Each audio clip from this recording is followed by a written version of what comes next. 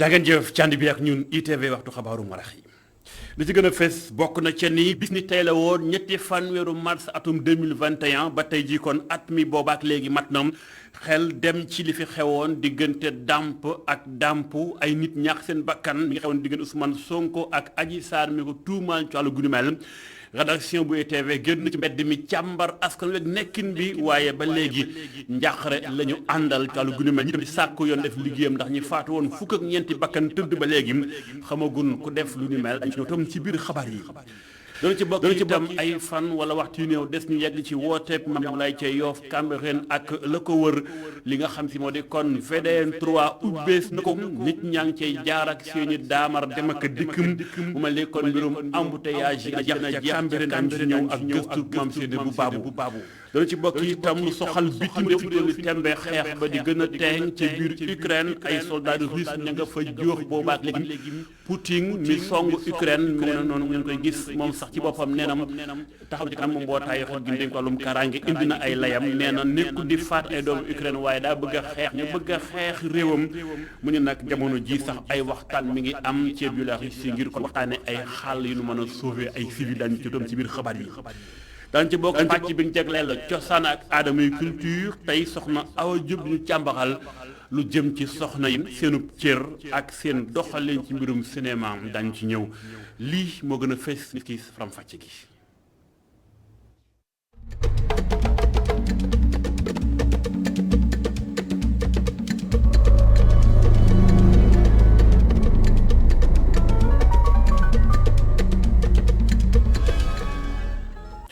sant leen gërëm leen cànd beeg ñun ITV faram-fàcce xabaaru marax yi ñu koy tàmbalee ci tiis bi dal ci kaw moo dem yoonu murit ca Touba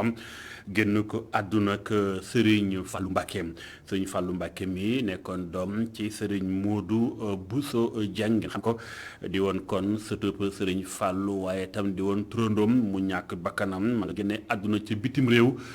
sunu correspondant ba ñu fa nekkal ca gox ba di Goro Ndak Lo di ñu xamal ni incha allah ñu ngi xaar li nga xam si moo di néew bi ñëw fi nga xam moo ci Sénégal ñu ko mën ko wajal jébbal ko borom bi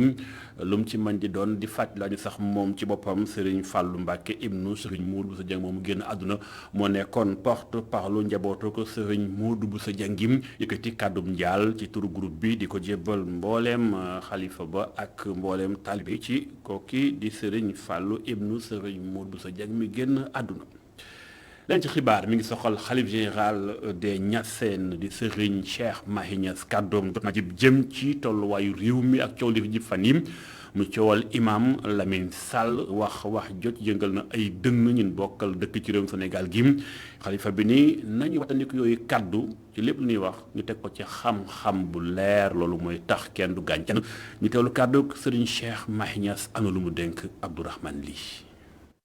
mais Cheikh Ibrahima daf mi daan wax bi ñuy jàngal mu ne jàng leen jamono dina ñëw dina déglu leen bu ngeen jàngee di ngeen wax bu ngeen jàngu di ngeen wax bon nag fexe leen ba ngeen ca ak ngeen jàng waaye loolu mooy problème ah il faut itam bañ a yab nit ñi bañ leen a fontoo di wax ak xam-xam parce que xam-xam ku ko dégg nangu ko xam-xam kenn du ko dégg di mer te fi nekk ni dañoo toll ci jamono yoo xam ne ñun Sénégal yëpp comme ni nga ko waxoon Sénégalais bu nekk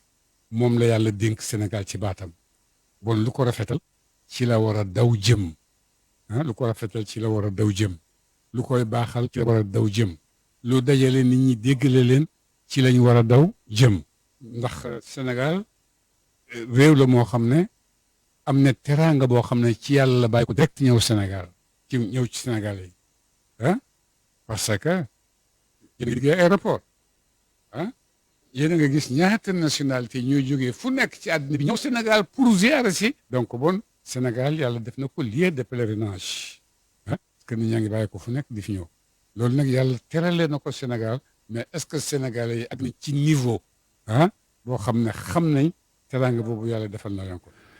kaddu xalifa bi Serigne Cheikh Mahi Niass mi ngi ko jibal sàng mi waajal départ wutali ca Nigéria ñu ko waajal gàmmo gu am solo googu dañu ko toppaat am na sax waxtaan woo séeq na ko ak Abdourahmane Lim da ngeen ko mën a am incha allah bu 22h jotee ci lu yaatu ndax kàddoom tam jot naa jëm ci aywa am fi ñu toll ni tembe ca diggante Russie ak Ukraine kilifa gi nee na ñooñu politique ñoo bàyyi seen yoon waroon na jaar moo indi yi jiyee daañu ko dégg incha allah kon 22h ngeen am ko ci ITV ci na mu gën a yaatoo seq waxtaan ak Abdourahmane Lim.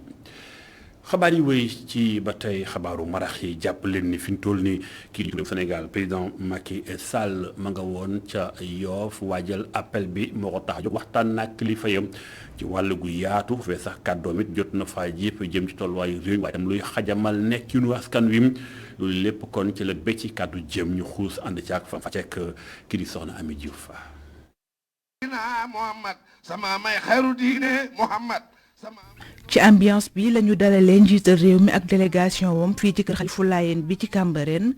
muy ab doxub nemmeeku boo xam ne kii di njiitum réew mi di feddali ko lëreem digganteem ak communauté Laayeen. di nuyu njabootu Maam Limaamu Laay gépp ñëw fii tey ànd ak délégation gouvernement bi ngir di leen ndokkale ci bés bu màgg bi di bésu lislaam ñu tuddee ko appel suñu maam Seydina Limaamu muy événement bu mag ci l'islam événement bu mag ci Sénégal événement bu mag ci àdduna bi yëpp ndax appel bi romb na territoire u Sénégal yàlla def seen maam ju baax Seydina Limaamu ba mu wootee wax dëgg yàlla l'islam ci bërëb bi muy Cap-Vert bokk na ci ñi nga xam ne ñoo fi gën a taxawal l'islam gën ko màndargaan. kàddu yi nag ñu tënk ko ci li nga xam ne moo di jàmm ak jàppalante bi war a am ci diggante kër diine yi ak religion yi nekk Sénégal ki di njiitum réew mi di ci profito di ñaawlu kàddu yi nga xam ne Imam Lamine Sall yëkkati na ko ci ñii di chrétien yi. bopp diine l'islam tey liñ ci teg dafa bëri ku jóg mbuboowoo l'islam ku jóg wax ci waxu l'islam ba di ci teg loo xam ne méngoowul benn yoon ak li suñu borom santaane wax ci léeg-léeg dérapage dafay bëri te république la ñu nekk dafay baax ñu koy fàttali république boobu nag moo ñu ëmb ñun ñëpp ñi gëm ak ñi gëmul ak ñi jullit ak ñi dul jullit te kenn ku si ne war nañ ko respecté ci ay ngëm-ngëmam war nañu di sàmm suñu diggante ak suñu morom waaw di bàyyi nit ku nekk li nga xam ne moo dal xelam loolu la gëm nga bàyyi ko ci ngëm-ngëmam maa ngi ñaawlu wax naa ko tey conseil des ministres ñu moytu loolu télé itam nañu xam ne dañ leen jox ay autorisation pour ñuy jottali ay communication waaye mu leen bàyyi nag loo xam ne mën na indi féewaloo ci biir réew mi wala mën na taal réew kooku mënul nekk di que bu continuer dañ leen di arrêter tout simplement je le dis solennellement. ci turu xalifu général kii di porte-parole bi di Mamadou Lamine Laye di wone mbégteem ci doxub nemmeeku bii nga xam ne moom la président amal. Monsieur le président de la république ñu ngi lay nuyu di la ñaanal jàmm ak délégation bi nga àndal. kër gii nga ñëw président kër ak rafetal la daanaa wax Sidina Abdoulaye mi dëdd yal na nu yàlla yokk ay leeram taas ñu ci barkeem fekkante nga ak moom xam nga hymne national sa xewu maam nga ne nañ ma fi bàkkal ñépp ndax weesuwul loolu wa'tasimu bi hablillahi jami'an wala tafarraqu boole leen mooy ci buumu yàlla gi te bu leen tasaaro pourquoi parce que maamam moo ne sant yi sànni leen ma ko fare interethnique guerre yooyu am ay apartheid mënu fi am kon moom mooy sangu jamono ndax moom moo ñëw fekk seef jàngoro yi jamono mu indi saafara. communauté Layène war a amal 142e anniversaire u appel bu Seydina Limaamu Laay ñeenti fan ak juróomi fan ci weeru mars atum 2022 mu doon nag ab occasion boo xam ne kii di njiitum réew mi mu ngi ciy féddali kóllëreem digganteem ak communauté Layène. jaajëf soxna Aminata Diouf ma doon topp nganu président Macky Sall ca Yoff ci kanam kilifay Yoff Layeen jàpp lañu sax foofee nga xam moo di Yoff ak la ko wër Cambérène jàpp ndingi la foofu yëpp ak Ngor ña nga ca digg appel ba ndax waxtu yu néew mu des ñu yàgg ca moo taxit dembeeg dëkk bi lu aji bàyyi xel la VDN bi di voie de dégagement nord xarlu teggi wi jaar ci bët njàmbur gi lu ni mel kon fi mu toll ni ubbees na ko ginnaaw ay atu liggéey chantier ba yàggoon lool tey nag mën naa dem ba kon mbirum embouteillage day doon lu ñuy fàttaliku foofee ca biir Cambérène ndax metti woon na lool ñu xuus ànd ca ak gëstu maam seen bu baabu daw num la neexee mën nañu wax ni Cambérène soppi na ab xar kanam prolongement bu voie de dégagement nord section Cambérène ñu ubbi ko ci àllarba bi tax na ba yoon bi féex lii nag nekk loo xam ni askan wi kontaan nañ ci axe bi nga xamante ne dafa métti woon jaar soppi na ab xar kanam kii nga xam ne Cambérène la yeewoo na bul kontaanteem. métti woon na trop man dama yoroon oto sax dama mujj sax jaay sama oto parce que daanaka dox dem ci yenn barab yi sax mu gën a noppale ci man yàlla xam na ko. mais ak surtout mbedd yi koñ yi fu ne la oto yi daan jaar xale yi di foofu yi xam nga daal boobu vraiment mais dernier at yi wax dëgg yàlla li ñu dund méttoon na trop ci xat-xati oto yi ak mbedd yi poussière bi tout ça là vraiment bi ma xëyee gis ñu ubbi autoroute bi vraiment sant naa ci yàlla lool waaw parce que lii la ñuy xaar ci état mu liggéey loo xam ne nii lu positif la. dawalkatu oto biile moo ngi xam ne ni daf fi doon ñàkk ay waxtu yu bëri di ñàkk tamit carburant am saay su fi awee moom miile mënul lu dul kontaan. moom wax dëgg yàlla Cambérène yàkkamti woon nañ ko ndax yàkkamti woon nañ lii pare ndax embouteillage bi nekkoon Cambérène dafa metti woon da nga fi daan pour nga jaar fii daan na duré 30 minutes 40 minutes pour di nga ko fi def aller ak retour metti woon na trop da ngay dem ba si jamonoy tàngaay day metti jamonoy seddaay bi sax dafa metti ndax embouteillage dafa metti ndax gasoil day jeex essence day jeex kon bu yàlla dogalee lii mu dañ sant yàlla complètement santaan nañ yàlla kontaan nan ñun ñëpp kontaan nan wax dëgg yàlla ko fi jaar ku dëkk Guédiawaye ku dëkk Cambérène ku dëkk daal ci alignement fii ba Malika Kër Massar kontaan nga. mu metti woon loolu ngir jaar Cambérène oto yi daan ci ñàkk ay waxtu yu bëri waaye ñi nga xam ne transport en commun yi la ñuy jël dañ daan mujj di fay lu cher ngir am beneen oto ñi fi yeewoo nag ñoom seen xel daanaka daanu woon dal na xale yi nga xamante ne dañuy foo ci mbedd yi te oto yi di aw ci mbedd yi ngir mën a daw yile embouteillage. jaajëf mam seena bu babu ma doon demoon seeti woon ñu xàllu fétal wi nga xam moo jaar ca Cambérène ñu koy wax VDN voie de dégagement nord xabaar yi wëy bis ni tey woon ñetti fan ci weer wii di mars ci atum 2021 nëga ni si fekk na mbedd yi takkarnaase lool ay lacrymogène ay xeer di jolli ànd ak ki liif lu bari yàqum ba am sax ñu ami gaañu dem ba am ñu ci ñàkk seen bakkan moo ne coowal dàmp ak dàmp rek moo ko indi di massage diggante Ousmane Sonko njiitu Pastef ak nga xam moo di Adji Sarr lu mu ci man di doon coow lim metti woon lool la yàqu it bari lool tey jii naka la ko ñenn ci waa Ndakaaru fàttali ko donte mbir mu ci gox yépp daanaka la woon ci biir réewum Sénégal keroog tey Amadou Gueye Kassé def na gëstu ci mbéju Ndakaaru yi reportage. fukk ak ñeenti ndaw ñu ñàkk seen bakkan ay magasin yu nu caxat-caxatee ay grande surface yu nu daal di wommi ay oto yu nu taal naka noonee tamit ay édifice public mu doon ab période bu sombre ci taarixu Sénégal bi nga xamante ni sëñ bi mënu ko fàtte ba mukk moom mile jàpp na ni événement de mars yi lu metti la ci askan wi. waaw événement yu metti woon la vraiment yu ñëpp raglu woon ko bon ñëpp taxawoon jógoon taxaw ngir dum fi am ak mel noonu ba tax mu indi fi vraiment ay problème yu métti ay yàqu-yàqu ay dee am na si ay gaañu am na si vraiment c'est regrettable waaw loolu daal vraiment yan ci yàlla musalaat ci détails yu mel noonu wala ñu yéexee def benn affaire ba tax muy indi loolu. benn at gannaaw loolee moom mu ngi sàkku yoon ngir fukk ak ñetti ndaw yi nga xamante ni ñoom ñoo ñàkk seen bakkan ci manifestation yi naka noonee tamit ñu daal di amal procès ngir daal di vider li nga xamante ni moom mooy affaire Sonko Adji Sarr ngir jàmmi réew mi. waaw mais na justice war taxaw ci loolu et très rapidement parce que bu leen neexee ñu régler loo xam ne intéressé na leen bu fekkee ne li intéressé woon duñ ci teel a jóg man je crois que ne loolu bu dee justice moo koy régler wala moo ci taxaw mais nañ ci taxaw ñu mën a clarifier yenn détails yi daal.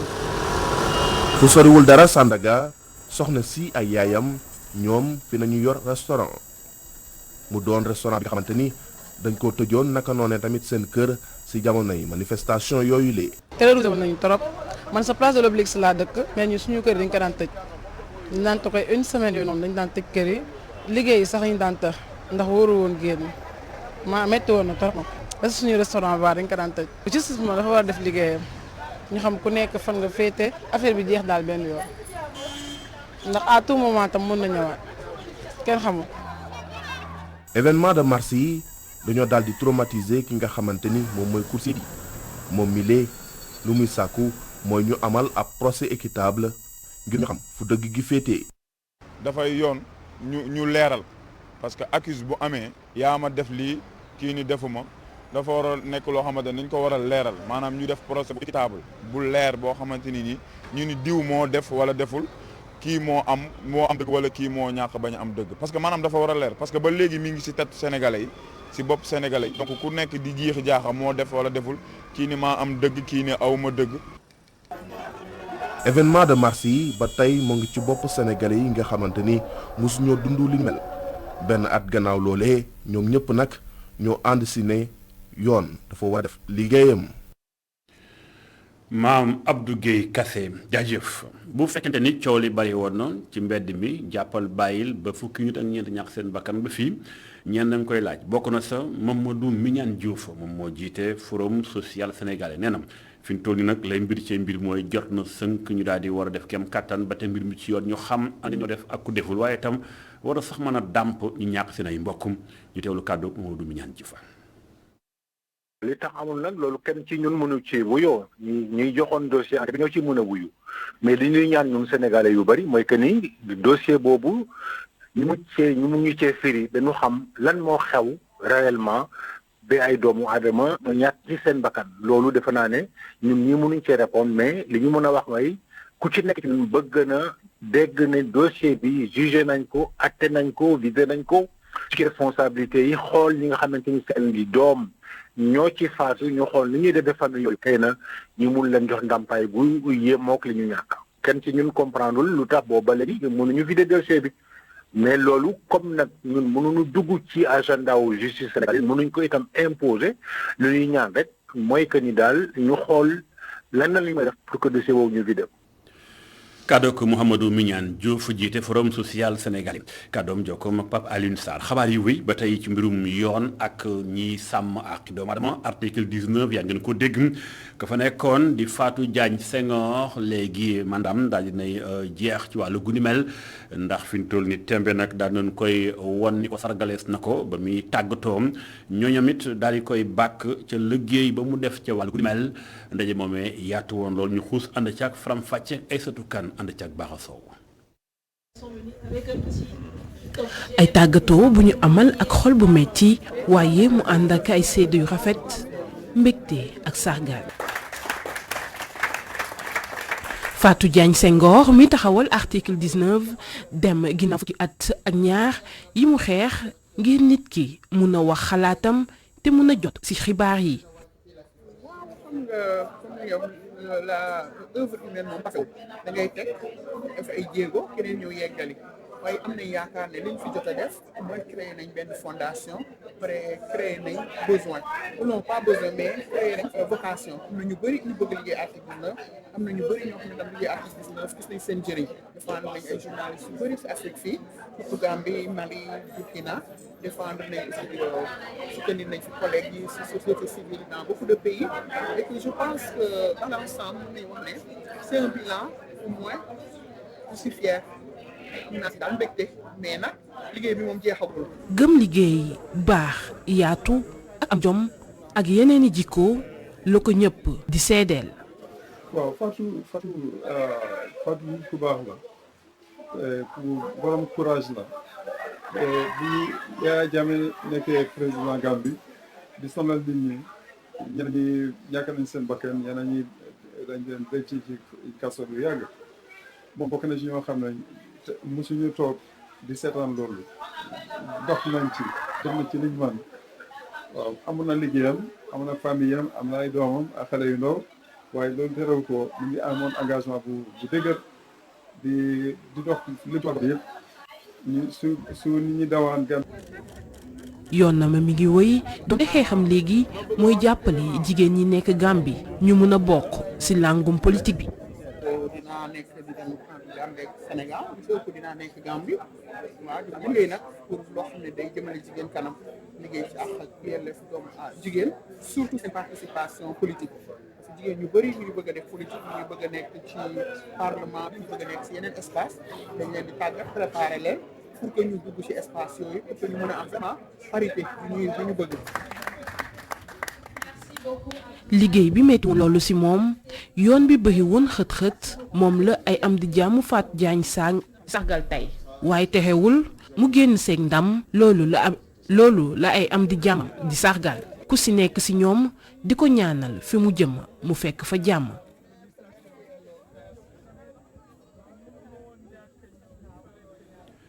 jàmm bu fekkee am na it ca poste bariwu fa ña fay liggéey jëbal seen kàddu ni weer day dee koppar gi nu war a fay muy seen ay salaire dafay taggatémbe yeex a ñëw ñu boole caag yenn naxaru xol moo tax syndicat ba leen ëmb boole seen naxar daal di koy yebbi dénk nañ seen kàddu kii di Ibrahima Sarr mooy secrétaire général comité ban dénk liggéey baak lijjanti lëj ca poste ci kanamu liggéeykat yi lam ci dénk Pa ma jaxate Sarr. policiers yi ñu ngi jànkuwanteel ak ay problème ci seeni payoor naam bu njëkk ba balaa weer bi di dee dinañu doon jot suñu salaire mais depuis un certain temps dañuy jéggi weer bi ba dal ca beneen weer su ko defee direction générale gaawantu parce que am na ay moyens virer les salaires parce que nous disposons d'un centre des chèques postaux virer les salaires bu ko defee liggéeykat yi continuer di daw ginnaaw salaire boobu noonu toog nañu ndëpp xool situation bi xool jafe-jafe yi natt ko waaye def ay proposition jëbal ko état bi waaye gis nañu ni loolu ba léegi amul benn solution boo xam ne am na ci ñu gis ni par rapport ak situation bi ni muy demee dafa mel ni tànqamlu bi nga xam ne gis nañu ko ci autorités yi dafay méngoo benn stratégie boo xam ne dañuy bàyyi ba mbir yi nëpp ba ñëpp gedd ba ñëpp du mooyu pos pour ñu mën a ñëw ak seeni réforme yoo xam ne c'est impopulaire tey jii UNSAS nga xam ne moom mooy kuréel gi nga xam ne dafa ëmb ay syndicat de base te ñu nekk ci biir tey jii dugg na ci xeex bi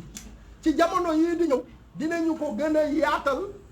au-delà des syndicats dinañu ci dugal xam ne la société civile dugal ci les populations sénégalaises pour que ñu ñëw xam nga taxaw poste bi parce que ñi ko war a régler ba léegi nii gisaguñu wax dëgg yàlla ñu andi ci saafara bi nga xam ne. taxawu postum waaye itam gën a taxawu aéroport bi nduppee Galaye Diagne fi Diass lëkkaloo am na diggante mbaa ñu ngi koy séentu diggante kon aéroport boobulem ak compagnie bi nga xam moo di kon Qatar Airways lu ñu mel lañ ci bëgg mooy fexe ba lëkkaloo ci wàllu maintenance maanaam jéem a jagal ak a toppatoo avion yi loolu bokk na ca waaye itam gën a yokk qualité maanaam mu gën a tegu ci yoon lañ cay séentu ñoom ko ca Doudou Ka mooy directeur ba moo ko becc nay kàddu mi ngi ko xamle ba mu doon lijjanti mbirum benn ambulance bu mu doon jox ñi nga xam ñoo di comité bi ñu dénk saytu frontière u Sénégal yi ba lépp luy feebar du fi mën a dugg Doudou Ka ñu teewlu kàddoom la mu dénk suñu correspondant Mountaga Kane. Nous sommes revenus la semaine dernière d'un voyage enrichissant au Qatar où les autorités nous ont dit qu'ils souhaitaient que ñoo ngi soog a jóge Qatar ci ayubés bii ñu génn muy tukki bu am solo lool liñ fa yóbbu woon nag ci ndigalu kilifa yi la lépp nag mu aju ci wàllu nu ñuy def ba aéroport bu Diass bi mën a nekk aéroport yi gën a kawe ci àdduna bi ngir loolu am nag gis nañu ne roy ci Qatar Airways bi nga xam ne mu jiitu ci àdduna bi ci wàllu fret am na yaakaar ne di ngeen fi dikkaat ngir teewe lancement wu tàmbali liggéeyu aérogare bu bees wàllu yëpp bagage mooy nekk liggéeyam war nañoo tabax tamit benn centre de maintenance bi nga xam ne daanaka financement bi sax yemb na ba noppi door liggéey bi dong nga fi des investissement yooyu yëpp nag mu ngi tegu fexe ba Dakar man ko jokkalante ak aéroport yi nga xamante ni ñoo nekk ci Asie ak ci Amérique du Nord. Pour qu'une grande compagnie comme Qatar Airways puisse positionner Dakar comme son aéroport tampon pour rallier l'Asie en Amérique du Sud ou l'Asie en Amérique du Nord. leneen ci xibaar mi ngi soxal mbirum élection yi nu gën confédération pour la démocratie et le socialisme def nañ ab bilan ñoom dañoo xayma ni li tax benn bokk yaakaar lajji ay mbir yu bari moo ko sabab bokk na coowal borom ñaari tur yi ak loi bi ñu yóbbu pencum ndaw réewum Sénégal waaye itam lu jëm ci mbirum ñàkk mbég bi askan ñàkk mbég ci yenn doxalin yi yooyu daal lañ jàpp ni nekk na loolu benn bokk yaakaar war na caa sëgg ëngamloo ci bëj ci ay pexe yu tax ba ëllëg lu mel noonu bañ a amatim ndaje ma ñu xuus ànd ci ak Fatou Mouhamadou Sy Augustin Bandang. Confédération pour la démocratie et le socialisme di xamle ni coalition Benno Bokk Yaakaar moo daal di am ndam ci élection locale yu génn donte sax ñàkk nañu ci ay ville yu mag ñu jàpp ni lu ko waral ay manquement yu bari la. Benno Bokk Yaakaar moom moo ëpp li mu gagné ci ay collectivité wante Benno Bokk Yaakaar dañ ca gagné ci ay dëkk yoo xam ne am na solo trop dafa bare woon ay division suñu biir am na ay problèmes yoo xam ne nit ñi war nañ ko xool mu problème mu jeunes yi boole ci aussi que période boobu njëg li yokk woon na période boobu tamit amoon na campagne bu rëy bu ñu def sur la criminalisation de l'homosexualité et cetera. CDS di sàkku ci coalition Benno Bokk Yaakaar ngir ñu soppi doxalin waaye itam amal ay jàngat ci élection ñu génn bu ñu bëggee am ndam ci législative yi. CDS mi ngi ñaan n'est-ce pas majorité bi ñu réfléchir bu baax ci mbir mi parce que suñ ko banaliser mën na am ñu am ay problème ci élection yi di ñëw bu ñu ko tamit yóbbu fu mu eggul ñu gën a renforcer seen unité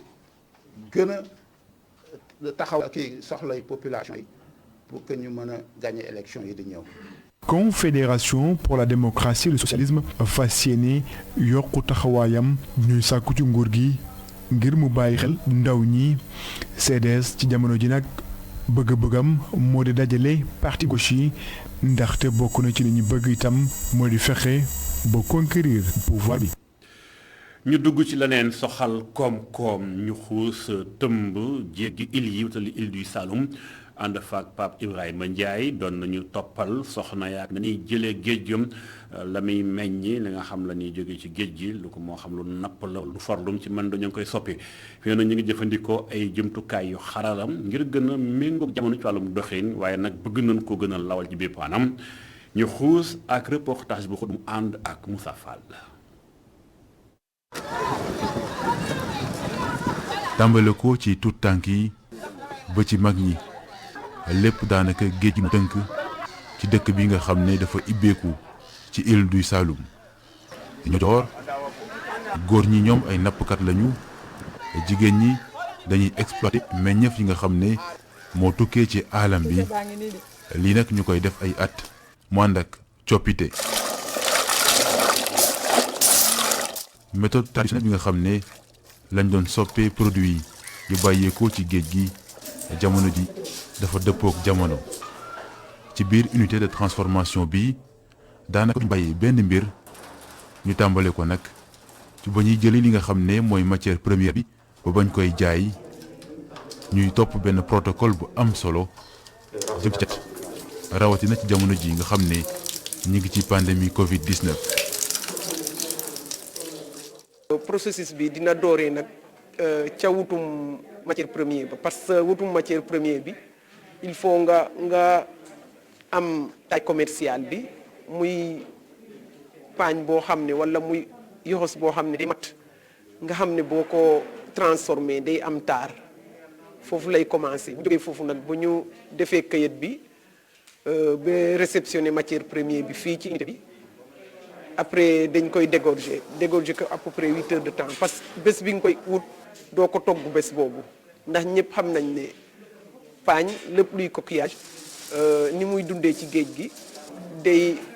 seex di yàbbi boobu nag yàbbi bu mujj bi fii ci néeg bi lañ koy defee muy dégorgement bi. lu bees li nga xam ne yokk nañ ko seen liggéey daa am lu ko waral ndax dañoo bëgg def différence gën a dooleel seen bopp ci marché sous-régional bi waaye tamit fësal seen bopp ci àdduna si. parce que bu jamono di dox da ngay ànd ak moom dox muy valorisation bi di ni ñu koy waxee valorisation il faut nga am lu bees loo ci teg te loolu liñ ci nam mooy ñu mun a jot grande surface yi parce que ñëpp loolu la ñuy rêvé di dem ci foire internationale bi parce que qualité boo amee qualité mu taaru am li mu war a yëpp ci outils promotionnels yi yëpp di nga mun a jot gaay yi ndax bu njëkk ñoom ñoo doon ñëw fii di jënd di defaraat di dem di yóbbu ci kaw te ñun loolu la ñuy bañ muy ñu defal suñu bopp ñoom fi ñu daan dem ñu yegg fa. ci ndimbal partenaires yu ci mel ni organisation des Nations Unies pour l'alimentation et l'agriculture la jigéen ñi nekk ci Dionne Waar daal di jaar soppi xarkanamu transformation produit yu tukkee ci géej gi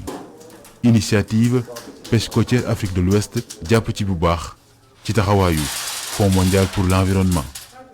na tax ba nga xamante ni aussi tamit sécurité bi ci war parce que jël ay paañ ak ay yoxos di ko transformer dafa laaj sécurité bu baax a baax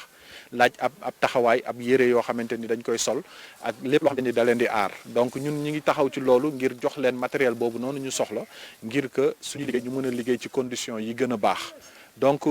su weesoo formation yi ak jàppale leen ci wàllu sécurité ak yooyu noonu dinañ liggéey tamit ngir topp leen ba nga xamante ni ñoom li ñuy def dinañ ko mën di tasaare ci bépp dëkk.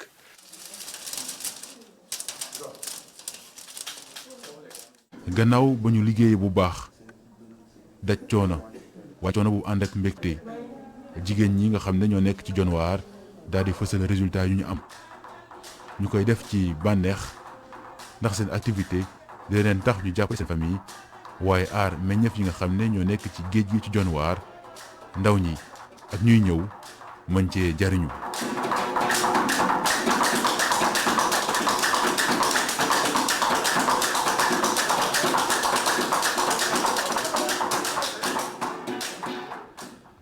jaajëf Pape Ibrahima Ndiaye ci gëstu bu xóot jëm ci mbirum Dionne Waar ak la ko wër ak nekkinu soxna yaak becc ga jëm am koom-koom xabaar yi ba ñu xuus wutale bitim réew jàppale ni daanaka benn ponk la mi ngi soxal xeex ba ci réewum Ukraine ca Russie di ko wéy di songum sàng ni ci la kii di Poutine moom Vladimir yëkkati ay kàddu ma ngay wax ca kanam mboolem mbootaayu xeet gaag wàllum kaaraange gam ma ngay wax la tax mu song fi ñu toll Ukraine nee na nekkul ni faat askan Ukraine moo ko tax a jóg ndax nee na wenn askan lañ ci seen biir waaye nag nee na li muy faat mooy ñi mu bëgg a xeexal mooy ñii ñëw fa bëgg a wone ni nazi ya woon à l'époque maam ay at ci ginnaaw jamonoy première ak deuxième guerre mondiale doon song Russie ñoom tey yàlla jàpp ne ñoo fa nekkaat ci beneen xarkanam bu yees mu bëgg a dox ak ñoom xeex ak ñoom ndax ñee na lépp nag Union européenne la gàll ci ndodd mi ci la xew ni ñoo responsable ci la xew ndax gis nañ daal ñoo bëgg indi lawal seen ak bàngaas ba ca ay buntu ba ca ay wanagam ci gàttal nga xam daal maanaam day ñëw ba ca taatu këram mu samp fa ay réew daal di jël ay jumla tiimale ko ñoom seen ay puju nekk mu ne nag loolu daal lu koy nangum te nag bu ko seetaanee moom en tant que njiitum réew du am benn responsabilité bu ko ci war nee na loolu mënu koy seetaan faaw mu taxaw aar askanam lii la Poutine lay ci kanamum conseil de sécurité de l'ONU bi doon waxtaan ak moom sàngam waaye jàppale ni ki nga xam moo di Emmanuel Macron njiitu réewum France moom jokkoon na ak Poutine waxtaan na ak moom waaye Macron bu mu génnee nee na lii ñëw moo gën a metti lii ñëw moo gën a metti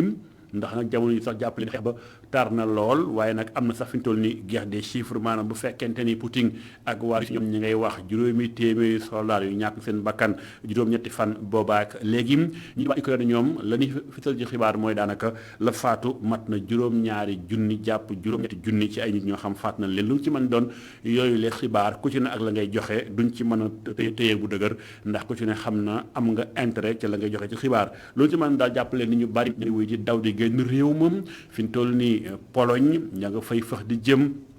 gox yo ko wër ku ci ne yaa ngi xool nu mu ci sa bakkan ba ci sax li nga xam moo di Biélorussie foofee sax ñu bari ci waa Russie bëgguñu faa ñu waa Ukraine bëgguñu faa jëm waaye doxandéem ya ñoo fa bëgg a jëm am na sax ay doomi réew mi ni ay africain ku ci ne yaa ngi xool pexe noo mën a walloo say ñoñ ngir ubbi ay bunt doonte bëri ki démb sax lii di Union africaine ak CEDEAO becc nañu ay bataaxal doon wax ni jot nam def kem kàttan nag ba gën a aar ña fa nekk ni ay gan fàttaliwaat ni ba tey ngir jeexal foofule fi ñu toll nii tembe lu jëm ci ñawoon di ay góor kenn mënta génn réew ma lu mel moo tax gën a ga metti lool bu sukkandikoo ci na ko kilifay Ukraine doon saako ku am fukki juróom ñett jàpp juróom benn fukki at góor faaw nga des ngir aar Ukraine. ñu daal di tëj bitim réew songu pàcc bi tëj xabaar yi ca mooy pàcc bi njëkk culture ñu ci ànd.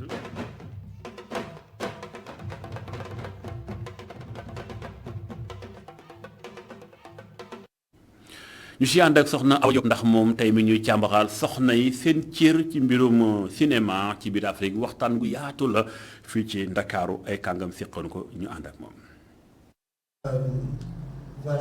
ndaw ñi jigéen ñi ñi ngi wéyal seeni yoon ci secteuru cinéma bi léegi mu def ay at Dieynaba Ngom ak Fama Riane Sow di ñi nga xam ni ñoo bind Fissure ak Anonyme di ay court métrage yu nga xam ni fësal nañu ko tey ji ci auditorium bu centre Yenenga toftal ci métier xalaat bu nga xam ni jur na ay idées yu am solo lool ak i xibaar jëm ci taxawaay bi nga xam ni moom la jigéen ñi war a am ci biir cinéma bi mu di sax place bi nga xam ni daanaka occupé wuñu ko ni ñu ko war a occupé bu nu sukkandikoo ci Dieynaba Ngom di réalisatrice bu court métrage bi di Fissure. soo xoolee jigéen ñi d'habitude ci wàllum ñi représenté si festival yi ci cinéma bi du moins dafa néew suñu dindee li nga xam ne mooy actorat et que dañu yaakaar ne c'est juste la beauté l'esthétique pour ñu def ko. ñu néew lool ci biir secteur audiovisuel bi teewut bari na ci ñu ci am xarañteef ak talent bu nga xam ni mën nañu ko ci fësal soxna yooyee teewul sax dañuy bénéficier lu ñu dippee discrimination positive maanaam ñi ngi def lépp ngir gën leen mën a taxawal ci biir secteur bi. alors déjà le milieu du 7e art. milieu cinéma booy xool góor ñi ñoo ci ëpp jigéen ñi daanaka réalisatrices yi dañoo néew waxatuma la ak techniciens yi moo tax ñu amaloon ci ab waxtaan rawatina li nga xamante ni moo di discrimination bi nga xamante ne gis nañ ko ci milieu seetlu gi tamit doon jigéen ñi la ñuy ëpp li ñuy jox lii di personnage principal ay jigéen yu am doole yoo xamante ne dañuy dëggal seen bopp te xam li ñu bëgg pour mu jëm kanam. des femmes voilà qui prennent toute la place qui leur est due. beneen seetlu bi ci secteur 7e art bi moo di ñu ëpp ci jigéen ñi daanaka nekk actrice moo di li leen ci gën a soxal. ci jamono bu nga xam ni lépp luy aspect technique ci boobu la métier ubbil nañ leen ko ci loolee nag jafe-jafe bi bokk na ci tàggat gi ñu leen war a tàggat ba ñu gën a gëm seen bopp ni mën nañu am seen place ci yooyu les métiers yi nekk ci biir cinéma. lu war a mun a ñu éviter ko la parce que jigéen ñi tey am nañu capacité am nañu force boo xam ne dooley def yoo xam ne ni tey buñ ko defee daañu laaj peut-être est-ce que li jigéen moo ko def alors que day nekk ñoom ñoo ko def. voilà donc seen taxawaay ci biir cinéma bi en tant que ay technicien dafa néew ci wàllu 7e art. passé cette journée. juróomeel édition bu festival film Femme Afrique bi lee nga xam ne daanu ko wéyandil ba fukki fan ak ñaar weeru mars gi nu nekk ñi ko organisé seenu bëgg-bëgg moo di waxtaanee lépp luy jafe-jafe soxal jigéen ñi wala sax lu leen di jëmal kanam lu toll ci ñeenti fukk ak lu tegali film daañu ko ci projeté yu jógee ci fii ci Sénégal ak réew yi ñu dendal gannaaw yooyu les projections nag ak it ay master class ay atelier daañu sargal Safi Faye di jigéen bu njëkk yëngu ci wàllum cinéma ci Sénégal.